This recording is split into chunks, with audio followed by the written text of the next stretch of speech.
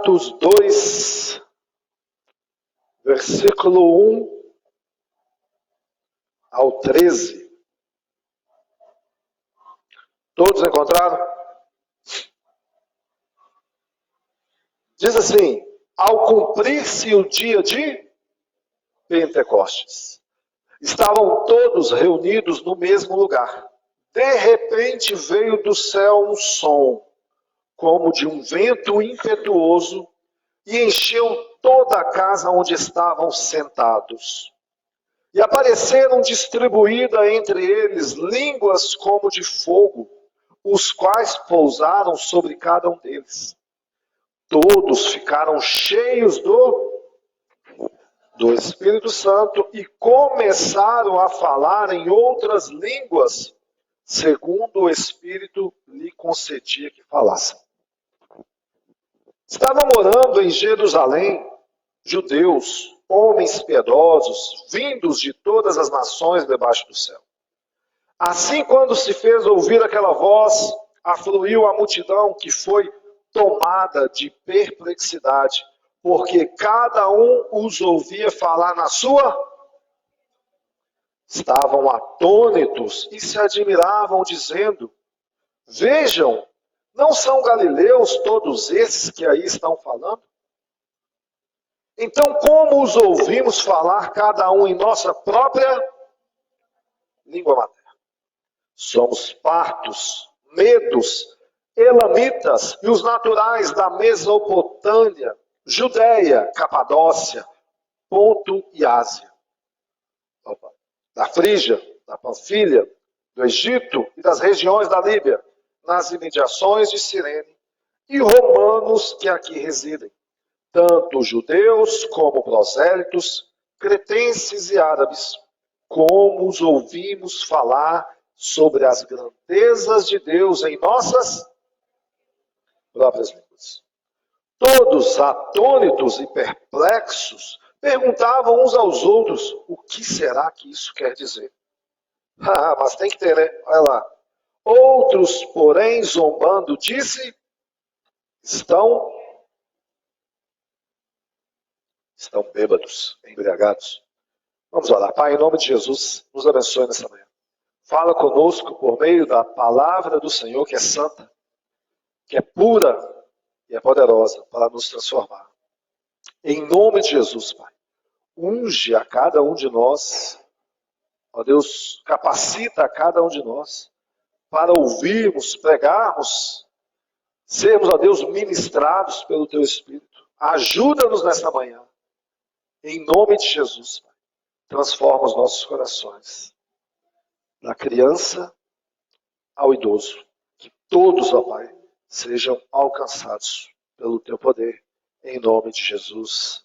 Amém e amém. Nós estamos numa introdução agora, que é o dia de hoje, do tema Pentecostes. Saímos de Páscoa, uma festa, como também Pentecoste era uma festa. Os judeus sempre celebraram festas, que foram instituídas por quem? Pelo próprio Deus. O próprio Deus falou: olha, vocês vão celebrar festas para mim. Então nós estamos falando de um Deus que gosta de celebração. Um Deus que gosta do ajuntamento. Um Deus que gosta que o seu povo se relacione e se alegre, e se relacione realmente com Ele.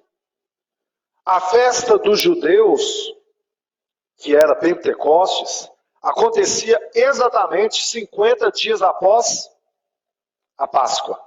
Amém? Amém? E foi durante uma celebração desta que nós temos os discípulos reunidos em Jerusalém e recebendo ali então a promessa do Pai.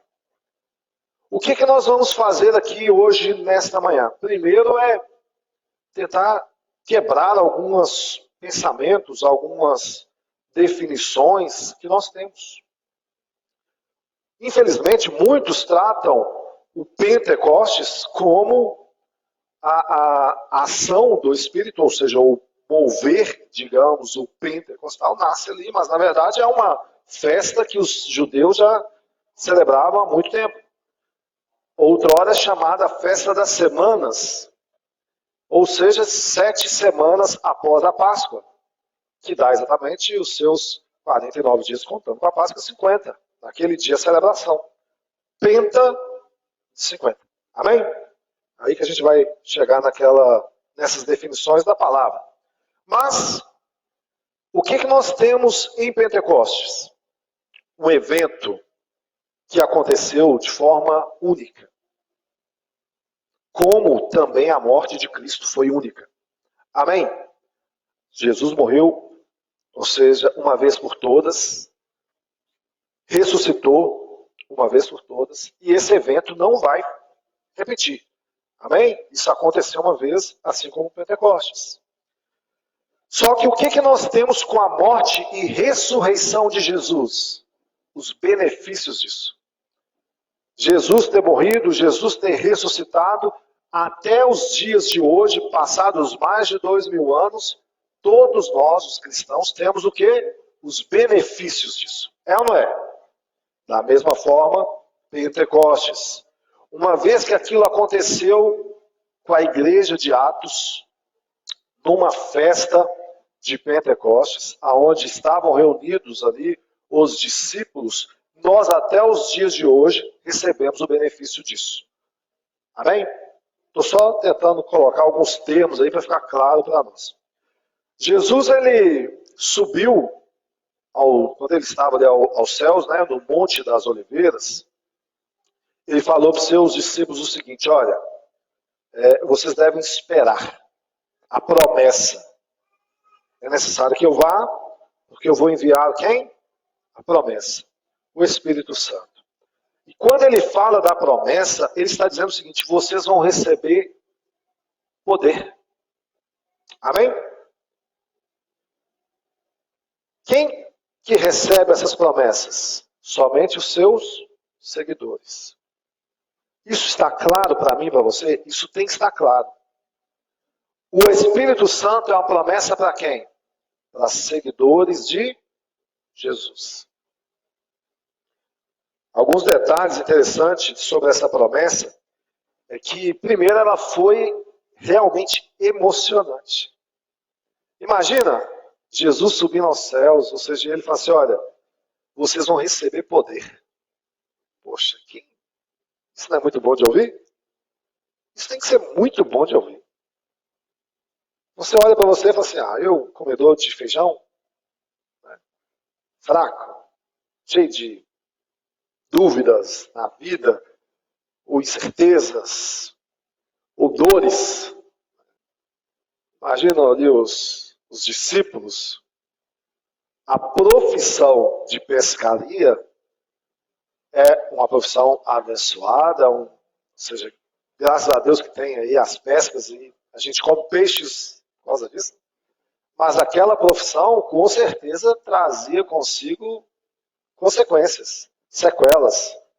Eu imagino que a coluna não era das melhores, né, Demi?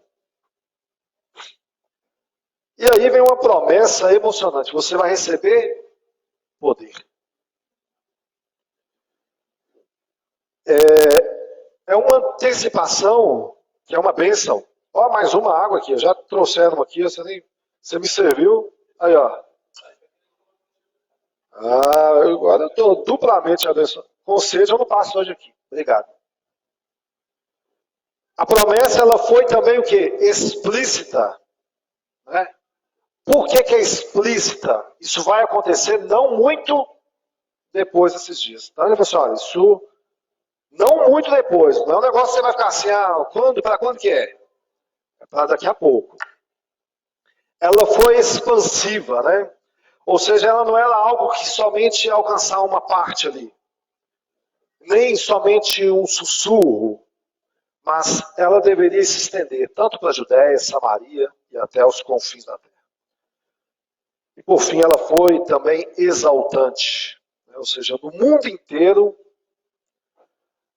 as coisas criadas, ou seja, se a gente observar, não tem nada maior do que o Espírito Santo de Deus. nem mesmo o Leviatã, que Deus criou para brincar. Impressionante. Você imagina você ter um... Eu vou fazer uma associação aqui do Leviatã com uma baleia, né, para a gente poder ilustrar. Imagina você ter uma baleia para brincar. A gente compra aquele peixinho beta que dura 3 meses, né? É legalzinho ter um betinho lá.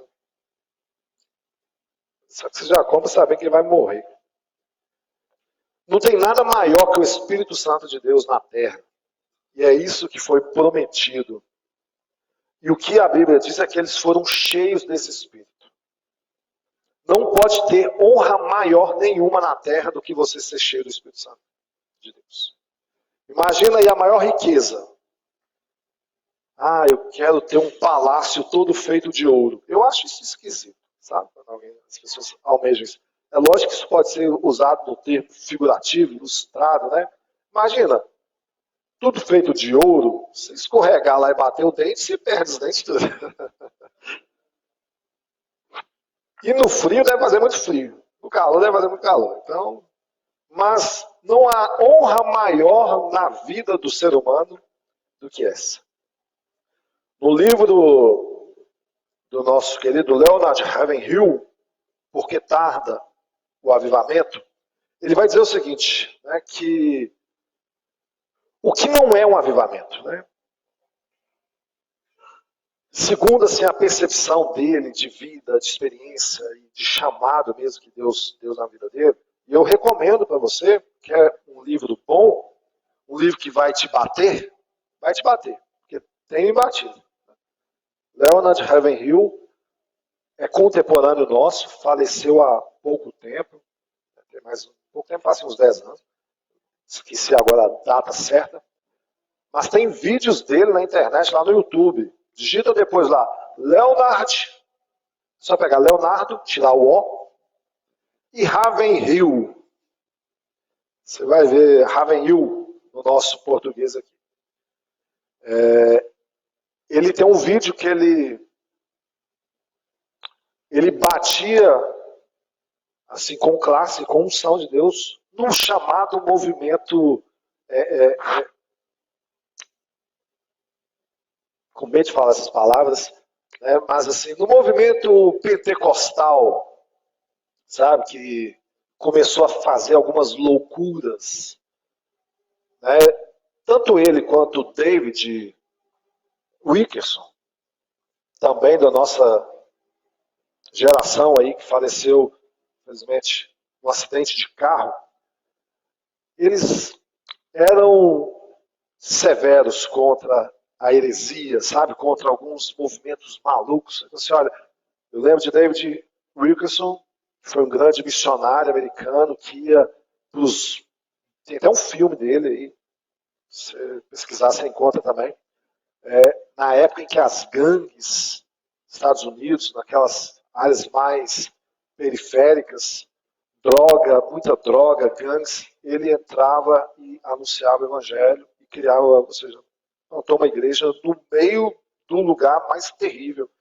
E ele, já depois de velho agora, ele falou assim, eu não consigo ver o Espírito Santo rindo, porque estava naquele momento, né, aquilo que estava sendo exportado aí, começou a ser exportado na década de 90, né, unção do riso. E aí ele chegou na igreja, não tinha pregação. O pastor, missionário, trouxe assim, eu trouxe um movimento novo que Deus está fazendo. Aí todo mundo começou a rir, ele ficou olhando para aquilo. Ele falou assim, eu não consigo rir. Eu não consigo rir enquanto eu estou vendo aquele monte de jovem drogado lá fora. Eu não consigo entender como é que o Espírito Santo está rindo com aquele monte de mulheres, homens fazendo programas, prostituição, com esse monte de aborto. Eu não consigo rir. Eu não consigo ver o Espírito Santo rindo. Então ele bate. E esse livro vai tratar sobre isso, o que não é um avivamento. Por que tarda o avivamento? Foi escrito em 1959 e trata de pontos que são delicados até hoje na história da igreja. Então, recomendo. Ele vai tratar em inclusive, sobre o que é a diferença, né, desse sentimentalismo misturado com o avivamento. Ele declara lá, por exemplo, muitos pensam que os andaimes são prédios e por causa das falhas na interpretação bíblica, confundem agitação com unção. Comoção com avivamento. Ele diz, se a igreja atual dá ênfase em finanças, ele diz, sabe o que a igreja do Novo Testamento dava ênfase? Em oração. E oração vai mostrar como está a sua vida e como está a vida da igreja. Infelizmente, olha aí, né? Fábio nos trouxe aí o seu testemunho, mas a gente vê que a dificuldade que é reunir pessoas para orar.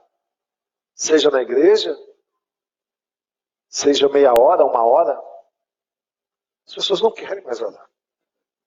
E não existe unção sem oração. Não existe vida com Deus sem oração. Não existe. Você pode até acreditar que, não, eu vou na igreja. Não, eu tenho Bíblia. Não, eu sou batizado. Não, eu participo de ceia. Não, eu dou dízimo. Não, eu faço visita. Se você não tem vida de oração, não tem cristão, não tem relacionamento. Não é o que o irmão Daniel estava falando aqui na escola bíblica? Aqui? Como que eu tenho relacionamento com Deus se não for por meio da oração, da palavra, da vida com Deus?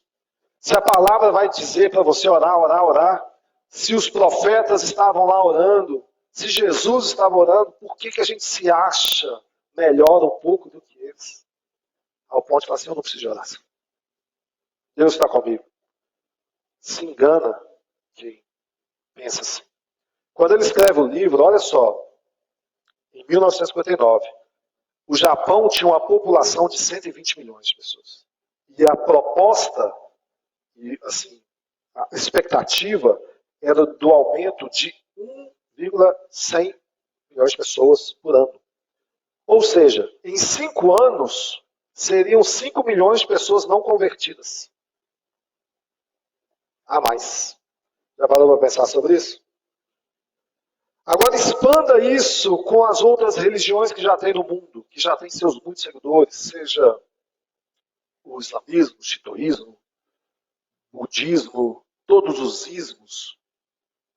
Olha quantas pessoas estão sem Cristo. Quantas pessoas não conhecem a liberdade que há em Cristo. Quantas pessoas não têm a noção de que sem Jesus elas estão perdidas e indo para o inferno. E se isso não move nenhuma palha no seu coração, eu sinto muito em dizer, mas tem algo errado. Você até ouviu o Evangelho, até entendeu o que é salvação, até entendeu o que Cristo fez, mas você não entendeu a missão por completo. Ele não te chamou somente para você ser um salvo. Ele te chamou para você fazer parte disso. E ser parte disso é fazer com que outros o conheçam, não por meio dos seus milagres extraordinários. Ele não está realizando esses milagres. Realiza? Realiza. Deus pode? Pode. Mas é através da sua pregação, através da sua palavra.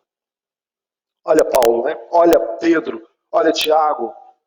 Falando somente dos discípulos, sem contar dos profetas. O que esses homens fizeram? Mudaram uma nação pela força, pelo conhecimento, pela a sua significância, ou a sua fama. Não. Eram homens e mulheres sem fama, mas que criam num Deus Todo-Poderoso. Então nós vivemos o Evangelho para a fama de quem? Para a fama de Jesus, não para a nossa própria fama. Amém? Spurgeon, olha o que ele diz. Necessitamos urgentemente de um avivamento de devoção pessoal. Esta é, sem dúvida, o segredo do progresso da igreja. Se os crentes perdem a sua firmeza, a igreja é arremessada de um lado para o outro. Quando eles permanecem firmes na fé, a igreja continua fiel ao seu Senhor. O futuro da igreja, nas mãos de Deus, depende de pessoas que na realidade são espirituais e piedosas. Ele diz, que o Senhor levante mais homens genuinamente piedosos, vivificados pelo Espírito Santo, consagrados ao Senhor e santificados pela verdade. Irmãos, cada um de nós precisa viver para que a igreja continue viva. Temos de viver para Deus se desejamos ver a vontade do Senhor prosperar em nossas mãos. Homens consagrados tornam-se o sal da sociedade e os salvadores da raça humana. Amém?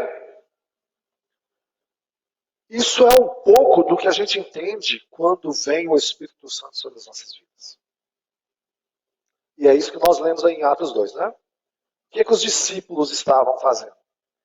Dispersos, cada um cuidando dos seus trabalhos, suas famílias.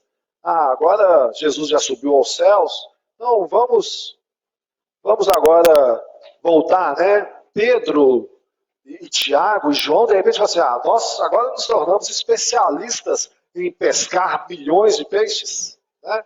Nós temos a bênção. Né? Vamos agora que a nossa empresa de pescaria está reconhecida, poxa, Pedro, Tiago e João, esses caras são ótimos pescadores, vamos contratá-los. Então vamos deixar, e de vez em quando nós vamos lá nos reunir para falar um pouco sobre a fé. É isso que aconteceu? Não. Eles ficaram reunidos. Não é isso que está escrito? Cumprindo-se o dia de Pentecostes.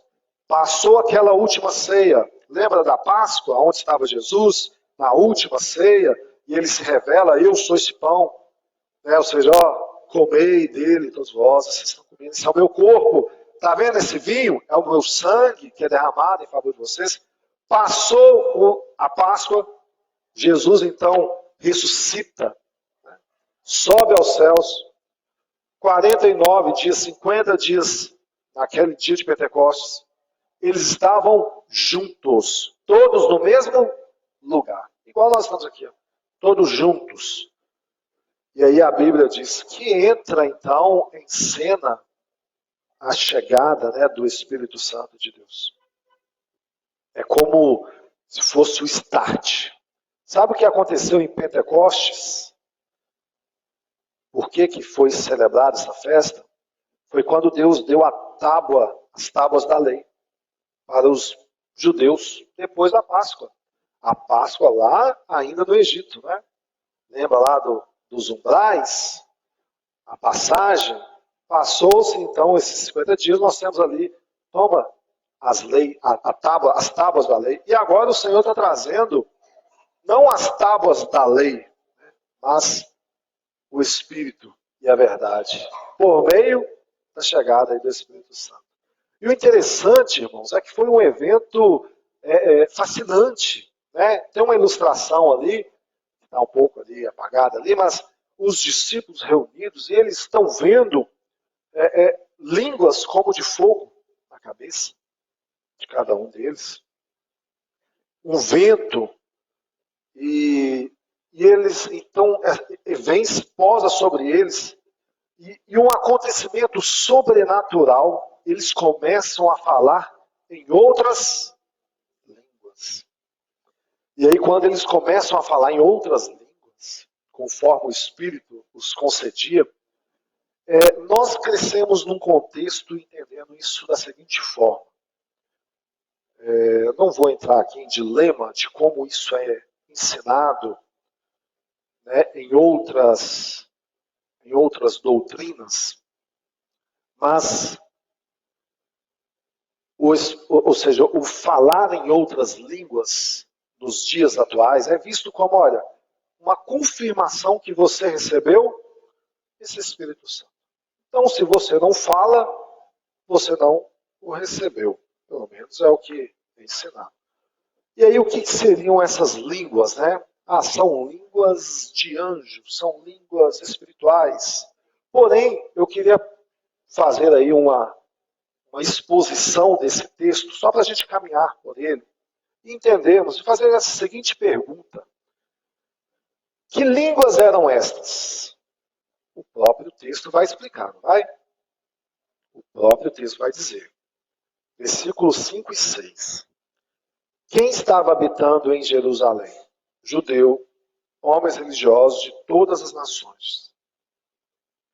E quando aquele som ocorreu, uma multidão se ajuntou, confusa, porque eles agora estão ouvindo aquelas pessoas falar nas línguas deles. Então, todas aquelas pessoas que estavam ali começaram a se questionar: como essas pessoas estão falando a minha língua?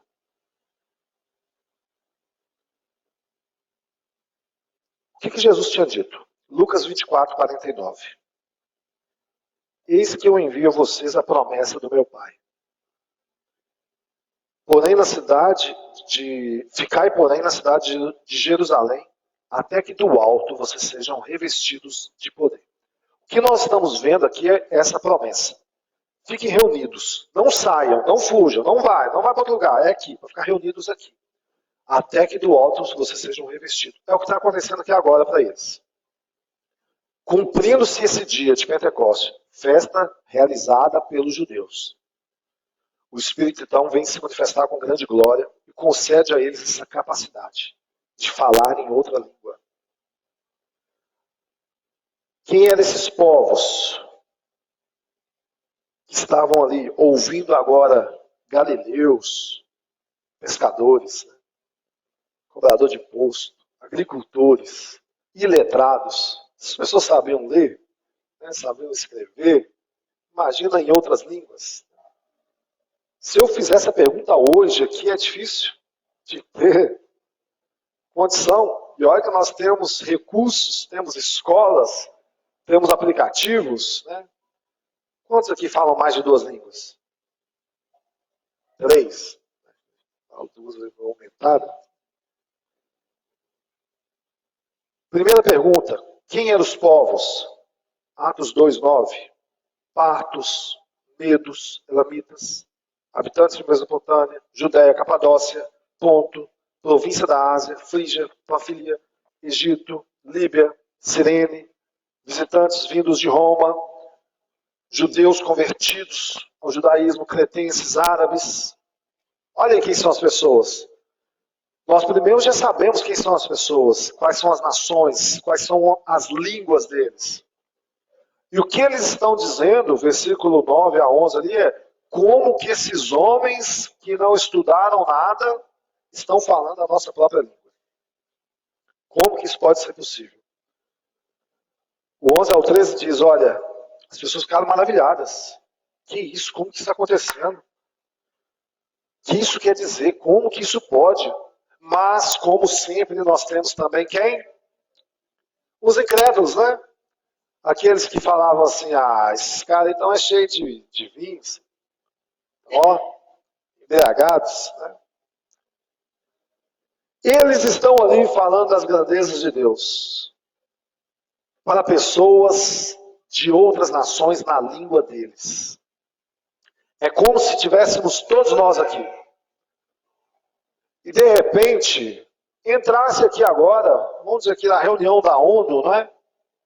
Entrasse aqui um árabe, um japonês, um chinês, um inglês, um americano, e nós começássemos a falar o quão grande é Deus, o quão glorioso Deus é, na língua de todas essas pessoas.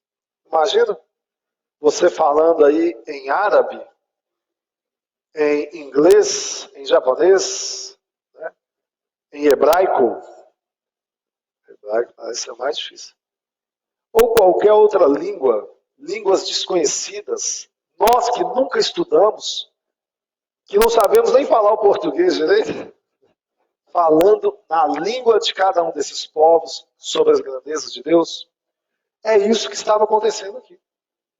E as pessoas ficaram então maravilhadas. É mesmo que você olhar assim, como é que pode? Como que pode essa pessoa estar falando da grandeza de Deus na minha língua? Como que isso pode acontecer? Quando você lê com calma o que está ali em Atos 2, isso é claro para você. Deus, ou seja, estava falando, dando essa capacidade para eles falar nas línguas terrenas. Amém? Nós não temos nenhuma dificuldade com isso. Não vamos aqui, ater a termos hebraicos do original, glóssia, dialectos, porque nesse caso aqui o texto está claro. Estava falando na linguagem terrena. Aí a gente poderia então fazer uma outra pergunta. Se a gente já sabe quais eram as linguagens, se a gente já sabe que era uma língua terrena, a outra pergunta que a gente pode fazer é, por que então, qual era o propósito de Deus fazer isso? Por que Deus estava fazendo aquilo? Por que Deus concedeu aquilo naquele momento para aquele povo? Lembrando que nós estamos falando de uma festa de Pentecostes, onde está a cidade reunida, principalmente por causa das festas. Então, nós já ouvimos aqui na série que nós falamos anteriormente que, por conta de Páscoa, vinha muitas pessoas. Tanto que, lembra lá da última mensagem, os 2 discípulos a caminho de Emaús, o que eles falam com Jesus sem saber que Jesus era Jesus, Ou desconfiados. É você o único peregrino que está aqui na cidade e não está sabendo de tudo que está acontecendo? Por que o peregrino? Porque havia muitas pessoas por conta da celebração. Mas agora a gente está vendo um primeiro fato. Deus está dando capacidade a iletrados para falar em outras línguas. A língua terrena. Mas a outra pergunta é por que ele faz isso? Para que Deus está fazendo isso? 1 Coríntios 14, 22 diz assim: de sorte que as línguas são um sinal não para os fiéis, mas para os infiéis. A profecia não é sinal para os infiéis, mas para os fiéis. Primeira pergunta, que sinal? Que sinal é este? Segunda pergunta, quem são os infiéis? Quando Paulo vai resolver esse problema, ele escreve para a igreja de Corintos, que também estava com este dom, e ele começa a explicar qual que era a finalidade do dom. Só que para a gente entender isso, a gente tem que perceber o seguinte, os irmãos lá de Corintos, eles receberam o dom, só que estavam usando incorretamente. Todo mundo falando das grandezas de Deus, mas ninguém estava entendendo nada. É a mesma coisa de você começar a falar das grandezas de Deus aí em inglês. Imagina, o irmão Léo vem aqui ministrar aqui o louvor dele, faz o louvor todo em hebraico.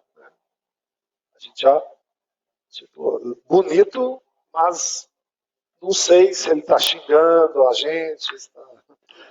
Não sei se é um salmo precatório. Enfim. Então ele começa a ensinar. Se você fala, ore também para que você consiga interpretar. Ore para que você tenha esse entendimento. Busque essa capacidade de Deus. Porque ele está dizendo o seguinte, os sinais, ou seja, a língua, são um sinal para os infiéis, para os incrédulos. Agora, para nós, a profecia, a mensagem, é para os fiéis. E aí, para ele explicar isso, ele vai lá e fala, olha, 1 Coríntios 14, 21. Comecei do 22, nós vamos agora para o 21. Ele diz, está escrito na lei, por gente de outras línguas e por outros lábios falarei a este povo, e ainda assim não me ouvirão, diz o Senhor. Olha que interessante. Paulo está dizendo o seguinte, a profecia, e considere a mensagem pregada aqui uma profecia, ela é para os fiéis. Já a língua é para aqueles que são infiéis. Como que nós traduzimos isso no nosso contexto?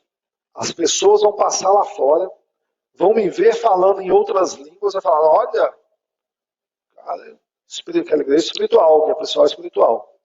Então, é um aviso para ele. Tá vendo? Você não fala sobre isso, você não fala assim, seu dia está chegando.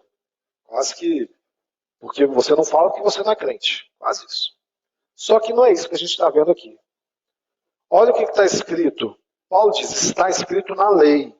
Da onde que ele tira então essa explicação? lá de Isaías, capítulo 28, versículo 11. Porque está escrito assim: pois bem, com lábios trôpegos e língua estranha, Deus falará a este povo. Então quer dizer que ele está dizendo que Deus vai falar com o povo com uma outra língua. Uma língua que não é a dele. Mas da onde que Isaías tirou isso? Também da lei. Deuteronômio 28, 49. O Senhor levantará contra ti de longe, da extremidade da terra, uma nação que voa como a águia, nação cuja língua você não entenderá. Está confuso? Talvez. Mas o fato é que o profeta Isaías tira essa passagem da lei, a saber, né, da repetição da lei, Deuteronômio, que nós temos ali, versículo 49, capítulo 28. E essa nova geração de povo hebreu, que já estava andando ali no deserto há 40 anos, a maioria já tinha morrido. Então ele repete a sua lei. Né? E é onde ele explica as bênçãos de ser fiel e as maldições de não ser fiel.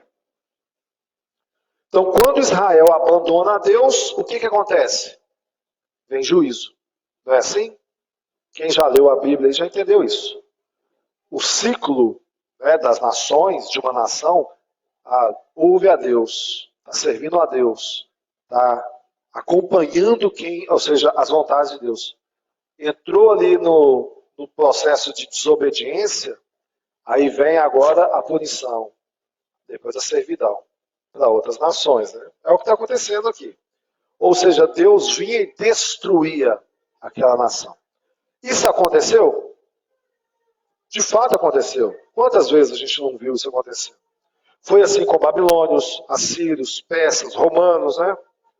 Então, quando Israel ouvia um idioma estranho, o que isso quer dizer? Algo ruim estava para acontecer. Lembra que nós estamos falando com o povo hebreu, que conhecia a palavra de Deus, que recebeu a lei de Deus. Então Deus está dizendo o seguinte: olha, quando você começar a ouvir uma língua estranha, vai vir um juízo sobre vocês. É isso que está acontecendo. Você vai saber que é juízo que está. Isso então é um sinal. Amém, irmãos? Sinal. Qual que é o sinal? Um sinal dos vários sinais, um sinal é que tem uma língua estranha no meio da nossa nação. Então, como você consegue ilustrar isso? Olha, por exemplo, Jeremias capítulo 5, versículo 15. Ele diz o seguinte: ó comunidade de Israel, declara o Senhor, estou trazendo de longe uma nação para atacá-la. Uma nação muito antiga e invencível. Uma nação cuja língua você não conhece e cuja fala você não entende. O profeta Isaías vai falar a mesma coisa. Isaías 33, 19. Você não tornará a ver aquele povo arrogante, aquele povo de fala obscura, com sua língua estranha e incompreensível. Ou seja, o que Paulo está mostrando aqui aos coríntios? Que o dom de línguas era um sinal para aqueles infiéis. Amém? Ou seja, da onde que ele tirou essa explicação? Da lei. Então nós concluímos que os infiéis aqui eram quem? Os judeus. Ou seja, aquele povo que conhecia a lei de Deus. Nós entendemos então que os não crentes da atualidade não são esses infiéis aqui do texto que nós acabamos de ler em 1 Coríntios 14, 21 e 22. Por que não? Porque nós não conhecíamos a lei. Nós éramos pagãos, nós éramos pessoas que não entendiam essas coisas. Deus estava tratando aqui diretamente com o povo e Paulo está ensinando também para aquele povo de Corinto. Assim, olha, esse dom de línguas era um sinal para o povo infiel da lei, que conhecia. Tanto que, quando a gente lê aqui capítulo 2, Pedro está explicando o que aconteceu. O que ele diz no versículo 14? Atos 2, 14. Pedro levantou-se com os 11 em alta voz e dirigiu-se à multidão. Homens de Judéia e todos que vivem em Jerusalém, deixe-me explicar isso, ouçam com atenção. Pedro conhecia a lei. Pedro viveu ali em Israel. Pedro cresceu ouvindo. Lembra lá do Shema Israel? Toda criança crescia ouvindo sobre Deus, conhecendo a lei de Deus. Você deveria falar andando, trabalhando, deitado, em todo o tempo. Ensina a criança o caminho, porque quando ela cresce, ela não se desvia, vem desse princípio. Não de um princípio simplesmente algo, como se acontecesse algo místico. Né? Eu falei para ela, fulano, criancinha, né, meu filhinho, ó, Jesus é o Senhor, Salvador e tal. E acabou. Quando ela crescer, ela não vai desviar. Você vai, não é isso não. Está falando de um processo diário, todo dia, todo tempo. Não somente com palavras, mas com exemplos, né? Palavras convencem, mas exemplos arrastam, né? E às vezes é necessário sim esse esforço de levantar cedo. Não, ele já levanta cedo a semana inteira para ir para a escola. Claro, para receber só conteúdo que não tem nada a ver com Deus. E aí depois você fica, por que meu filho não quer saber nada de Deus? Você quer saber o porquê? Ele foi educado a vida inteira para se afastar de Deus. E agora você quer que ele venha? Então tem um compromisso. E Pedro sabia, e agora iluminado pelo Espírito Santo, foi um pouco que a gente conversou aqui também na escola bíblica. Quando você é iluminado pelo Espírito, você entende a palavra. Você entende algumas questões, o que aí fora não se entende. Você pode chegar para alguém e tentar mostrar ali, olha, Deus está pedindo para Abraão, Isaac, o seu único filho, como sacrifício. Aí fora, a pessoa que não é iluminada pelo Espírito, ela vai falar assim, que Deus é esse? Esse é o Deus que se serve, olha só, que pede um filho, nossa. Ou seja, não entende, não foi iluminado pelo Espírito como você espera, em nome de Jesus, que você tem sido, para você entender aquela passagem, entender como que Deus estava mostrando algo que era, na verdade, a sua provisão, era a promessa de um filho, era a promessa do próprio Jesus, é o que de fato ele iria fazer, contando para nós uma história. Difícil? Difícil, mas que mostrou ao mesmo tempo a fé de um homem que é exemplo para nós, conhecido por nós como o pai da fé, ao mesmo tempo mostrando como que Deus era o pai pródigo, o Deus pródigo que iria nos dar o seu próprio filho. E agora, da mesma forma, Paulo está explicando aos Coríntios que era um sinal. Irmãos, isso é um sinal. Deus já tinha dito. Pedro está falando, Joel tinha pronunciado sobre isso, o juízo de Deus que viria, ou seja, que ele derramaria seu espírito sobre toda a carne. Estava já explicando, fazendo essa ligação. Os outros povos que estavam ali estavam ouvindo atônitos, né, sobre as grandezas de Deus, a explicação do apóstolo.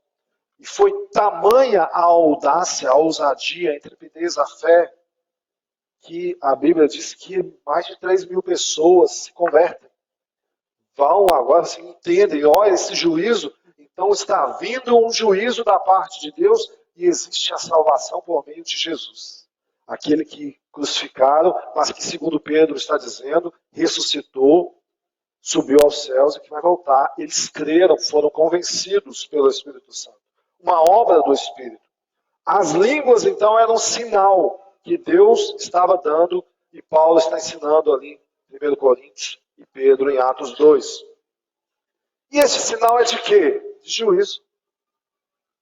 Quando você começa a ouvir as outras línguas, prepare-se que tem um juízo. É isso que aconteceu com o povo. Jeremias estava explicando isso, por isso nós lemos Jeremias 5,15. Olha, vocês vão começar a ouvir outras vozes. O que isso quer dizer, irmão? Eu vou dar um exemplo claro aqui para nós. É como se nós, essa nação, aliás, vamos dar um exemplo de algo que está acontecendo agora. O pessoal da Ucrânia está ali e começa a ouvir o quê? Muitas pessoas russas Começa a ouvir o outro idioma, o russo está aqui em torno. Isso quer dizer o quê? Que está vindo algo contra aquela nação. Imagina que se de repente, vou dar um exemplo, América, né, Estados Unidos, vão invadir o Brasil. O que nós vamos ouvir muito? Americano. Imagina se manda muitos exército gigantesco, você vai sair na rua, você vai dizer, ó, stop. To back you home. Ó, alguém está vendo meu inglês ali agora, se falou besteira. Mas volta para sua casa. Opa, é uma língua estranha. E era isso que eles estavam ouvindo, um sinal de juízo. E aí você pode perguntar, e houve um juízo? Sim.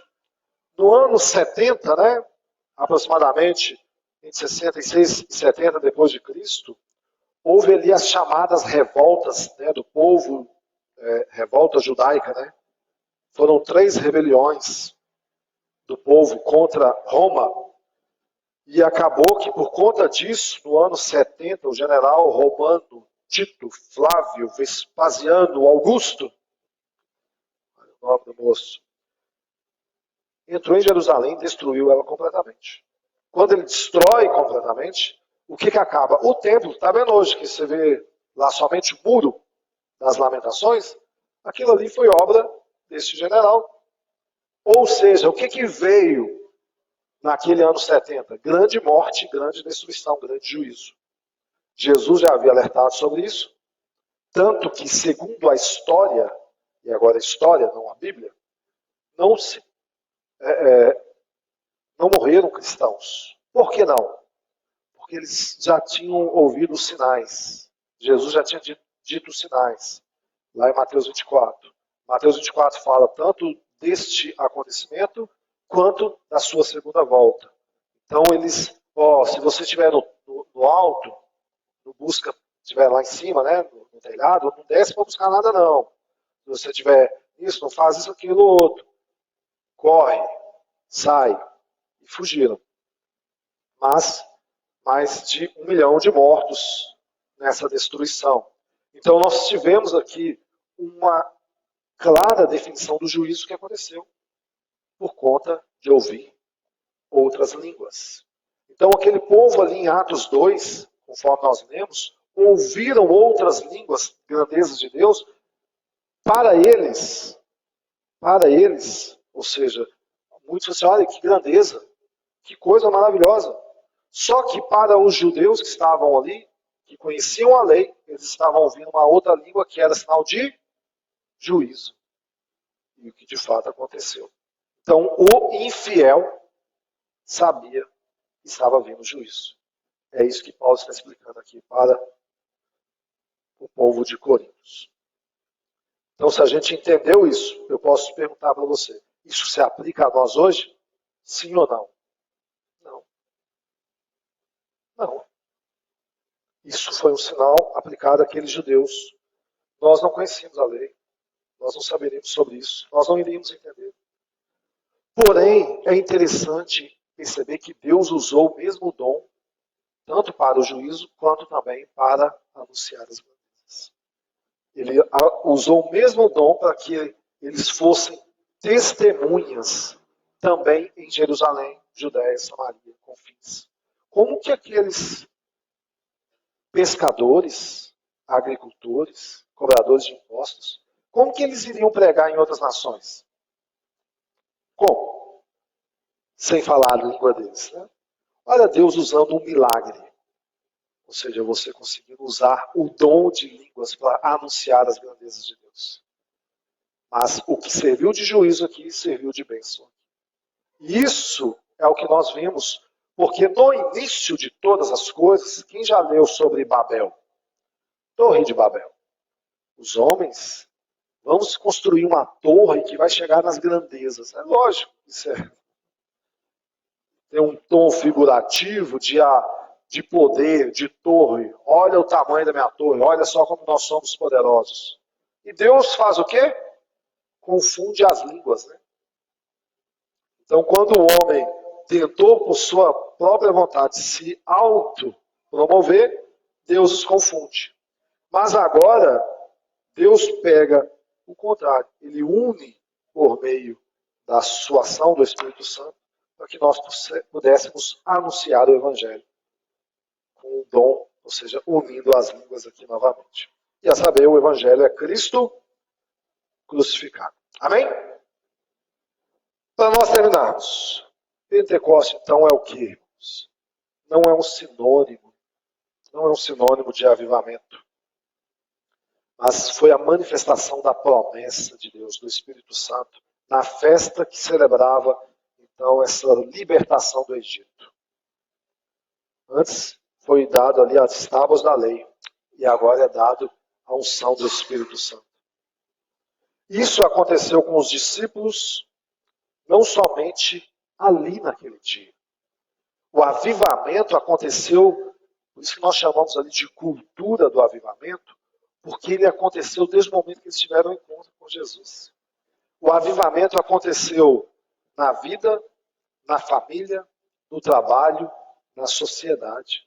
Você vê os discípulos tendo as suas vidas transformadas, e isso reverberando tanto no seu relacionamento, seja com o pai, com o filho, com irmãos, com vizinhança, no seu trabalho, na sua vida. Tratar, ou seja, que nós precisamos estar num evento X para o Espírito Santo vir, me encher, me transformar, e eu estou cheio, mas isso não mudar a sua vida lá fora, não mudar como você trata seu pai, sua mãe, sua esposa, seu marido, seus filhos, seu colega, ou as pessoas que estão mortas aí fora, isso mostra que foi somente mais um show. Você já foi num show? Eu creio que quase todo mundo já foi num show. Show de mágica, show de música, show de teatro. O que acontece ali, irmãos? Você não fica emocionado? Fala sério. Eu lembro de eu falei aqui do teatro que eu fui, né? Com a Fabiana, acho que lembro, foi quem mais, hein? Tinha mais pessoas, acho que o Walter, a Dayana, né? Pessoal, eu lembro que eu fiquei competindo com o moço atrás, quem que ria mais alto, de tanto que eu achei engraçado. Mas eu já fui em show de música que você fica assim, né? Ou seja, dependendo da música, você chora. Dependendo da música, você fica emocionado. Se for uma peça. Irmãos, isso se a gente quiser promover, a gente promove. Se eu quiser promover aqui um momento de unção, para que você caia, para que você voe, para que você ria, para que você pule, nós conseguimos fazer isso. Nós conseguimos fazer isso. Mas isso pode ser somente pela ação exterior, pelo nosso poder de persuasão, mas não pelo poder do Espírito. Não estou dizendo que o Espírito não possa fazer isso. Mas estou dizendo que nós temos capacidade de promover um ambiente para isso. E isso não ser o suficiente para a hora que você sair daqui e ter que lidar com a dificuldade, ter que lidar com a doença, ter que lidar com a pessoa que vai te agredir fisicamente, emocionalmente, espiritualmente, com a boca. Na hora que você chegar no seu trabalho e você for injustiçado, ou na hora que você estiver no ônibus e a pessoa falar assim, eu não creio em Deus, e você não ter ousadia, intrepidez, coragem, fé para falar, deixa eu te anunciar então a Jesus Cristo e crer que o Espírito Santo possa fazer uma obra. Para que isso aconteça é necessário que haja um esvaziamento sincero, meu, seu, nosso, de nós mesmos. Sabe? Pegar esse copo, imagina você como um copo sujo. Faz sentido um copo sujo receber água limpa? Não faz, você tem que tirar essas impurezas, tirar essas coisas que contaminam o copo. Ser limpo, limpo pela palavra, isso aqui promove limpeza, porque te faz pensar, refletir e de repente abandonar algumas práticas. Porque nós precisamos do verdadeiro avivamento, que é estar cheio do Espírito, mas que para que isso acontecer, nós temos que nos esvaziar. E isso é todos os dias. Sabe? Não tem como Ah, eu fui cheio do Espírito Santo. Quando, irmão? 10 de abril de 1999. Eu estava lá no Monte. 11 de abril já foi necessário fazer de novo. Todos os dias você tem que estar requerendo. Eu posso chegar aqui, como qualquer pregador, com persuasão, com palavra, com boa eloquência, ou com uma boa apresentação, com uma boa presença em palco, e posso convencer, sabe? Posso fazer algo aqui sem unção nenhuma. Posso, como qualquer um pode. Agora, oração, irmãos, oração não é visto, mas é o que verdadeiramente transforma. Tá? Uma vida de oração. Quer avaliar se você está vivendo um avivamento? Avalie sua vida de oração. Tem oração? Ah, tem mais ou menos. Tá mais fácil de você estar abraçando a apostasia do que o avivamento. Avivamento vai gerar em você esse sentimento de urgência, de olhar para o mundo. Meu Deus, que monte de assalto no meu bairro. É lógico que tem muito mal, porque o mundo é mau. Mas aonde que está a minha solução?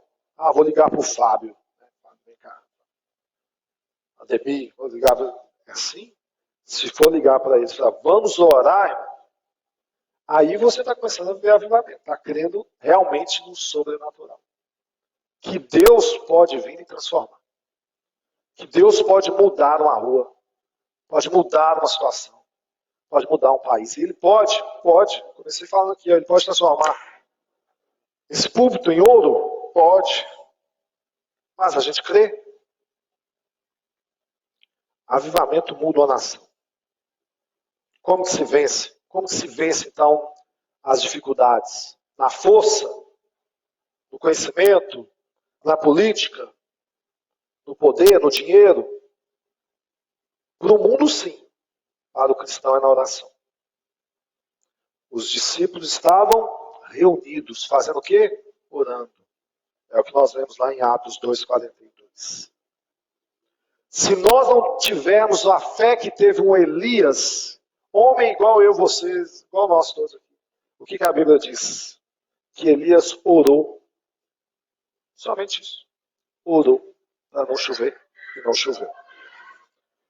Ezequiel, como eu disse aqui também no início, profeta, né, que chega diante de um vale, que chega diante de um vale de ossos, onde a palavra que poderia estar na porta é impossível. Isso aqui é impossível. E ele manda profetizar. Profetiza para esse vale de ossos. Não tinha nem ouvido. Mas o caveira tem ouvido. Imagina, Deus nos manda fazer aquilo que é inimaginável. Deus nos chama para o impossível. Olha para esta nação, você vê que tem possibilidade? De repente não. É para isso que Ele está te chamando. Você nasceu nessa época, nessa geração para isso. Nossas curtas vidas vai passar em breve. E o que você fez? Se você é uma pessoa que ora, porque a Bíblia manda você orar, continue e aumente, ore mais. E influencie outros a orar também. Agora, se você não ora, irmão, arrependa-se hoje. Creia no poder que há na oração. Em nome de Jesus. Então, quando você orar, ore, chame, clame por um avivamento genuíno. Primeiro na sua vida. E depois também na sua casa, na sua rua, na sua cidade, no seu estado, no seu país. Amém? Nós vamos dar origem, ou seja, início então a essa série Pentecostes, falando sobre isso. A começar, eu quis fazer uma defesa de fé. O que nós cremos? Nós cremos que aquela manifestação que houve em Atos dos Apóstolos foi uma manifestação sobrenatural, mas com uma língua natural. De algo que Deus quis fazer para promover o Evangelho, ao mesmo tempo trazer um juízo. Que Ele possa nos ensinar isso em nome de Jesus. Amém? Vamos orar. Pai, em nome de Jesus, nós precisamos de Ti. Nós clamamos a Ti, Senhor. Precisamos da unção que vem do alto. Precisamos da fé que vem do Senhor. Precisamos do amor pelos perdidos. Amor por aqueles que estão, ó Deus, rumo à destruição.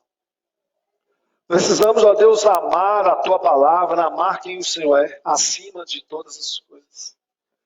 Precisamos compreender, ó Deus, que a Tua palavra é poderosa para transformar qualquer coisa. Precisamos crer que a oração realmente é eficaz e pode transformar qualquer situação. Precisamos de um avivamento, ó Deus, que nos faça olhar com mais propriedade, ó Deus, para a nossa vida de fé. Precisamos de uma visão, ó Deus, glorificada de quem Tu és. Uma visão, ó Deus, que nos faz compreender a santidade de Deus e a nossa miséria, a nossa necessidade. Ó Deus, precisamos de ter as nossas vidas transformadas diariamente. Muda-nos, Senhor, em nome de Jesus. Quebra, ó Deus, todo o nosso orgulho, quebra, ó Deus, toda a nossa idolatria, quebre, ó Deus, toda a nossa falta de amor, ó Deus. Em nome de Jesus. Mova o céu sobre nós, mova, Senhor, o Teu Espírito, Pai. Assim como fizeste naquele dia de Pentecostes, e hoje recebemos a mesma bênção, ó Deus, daquela manifestação, da promessa do Pai. Nós Te pedimos, Senhor, aviva-nos, Senhor, aviva a Tua obra, aviva nossas vidas, enche os nossos corações, Senhor. Em nome de Jesus, que nós sejamos servos, ó Pai, que amam a Tua palavra, que amam o próximo, que ama aqueles que precisam, ó Deus, que estende a mão ao necessitado, que ministra cura, que ministra vida, que ministra transformação. Que o poder do Teu Espírito seja sobre as nossas vidas. Em nome de Jesus, que nós não venhamos nos encher e embriagar com o vinho, como está escrito, aonde há contenda, mas que nós venhamos ser cheios, transbordantes do Espírito Santo de Deus. Aviva, Senhor, aviva as nossas vidas. Traga sobre nós o verdadeiro avivamento. Que nós venhamos olhar para a Tua palavra com amor. Que nós venhamos ter, ó Deus, dedicação na oração, na leitura, no jejum, ó Deus, no quebrantamento, na intercessão, na oração, ó Deus, no envio missionário, ó Deus, no servir uns aos outros. Muda-nos, ó Pai, em nome de Jesus. Quebra, ó Deus, quebra todo ego, ó Pai, todo ego humano. Quebra, ó Deus, toda autojustificação. Ó Deus, como está escrito, tolo é o homem que confia no homem, que nós não venhamos confiar na nossa força, na força do nosso braço, mas que venhamos confiar no Senhor e estarmos plantados junto ao ribeiro das águas, em nome de Jesus. Amém, e amém, e amém.